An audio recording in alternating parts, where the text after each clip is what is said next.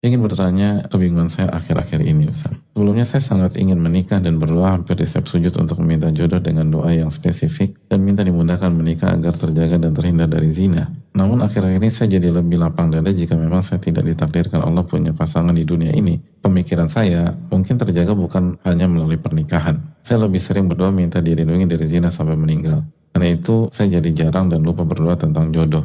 Kalau berdoa pun isinya tidak spesifik dulu, hanya minta dimudahkan menikah dengan jodoh yang Allah ridhoi agama dan akhlaknya. Apakah yang saya rasakan dan lakukan ini dibenarkan atau saya termasuk orang-orang yang berputus asa dari rahmat Allah berupa pernikahan? Pertama, kita tahu ulama fikih menjelaskan hukum nikah kepada seorang itu berbeda-beda. Ada yang wajib, ada yang sunnah, ada yang mubah, bahkan ada yang makruh. Dan penjelasannya secara spesifik ada di dalam buku-buku fikih para ulama kita. Artinya kalau kita belum sampai derajat wajib, ya tidak harus dan seterusnya. Yang kedua, keutamaan menikah bukan hanya tentang terjaga dari zina. Terjaga dari zina salah satu tujuan penting. Bahkan di sebagian pasangan bukan jaminan juga. Ada banyak orang berzina dalam kondisi menikah. Na'udzubillah, na'udzubillah.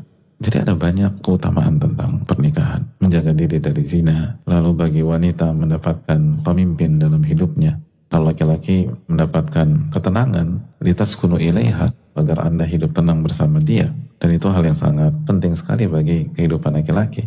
Lalu mendapatkan sakinah, mawaddah, warahmah dalam kehidupan, rasa cinta dan kasih sayang. Itu memperbaiki kualitas hidup. Lalu keturunan, bicara keturunan jika memang Allah berikan keturunan bagi suami dan istri. Lalu ini proses belajar untuk naik kelas sebagai seorang hamba dan seorang manusia.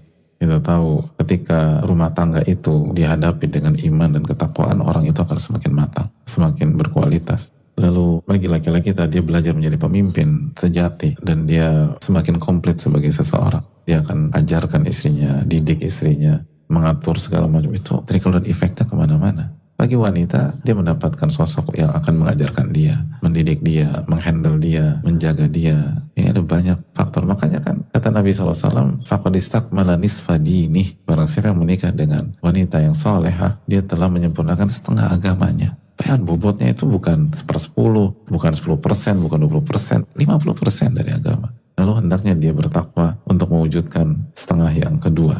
Jadi bobot pernikahan itu sangat luar biasa.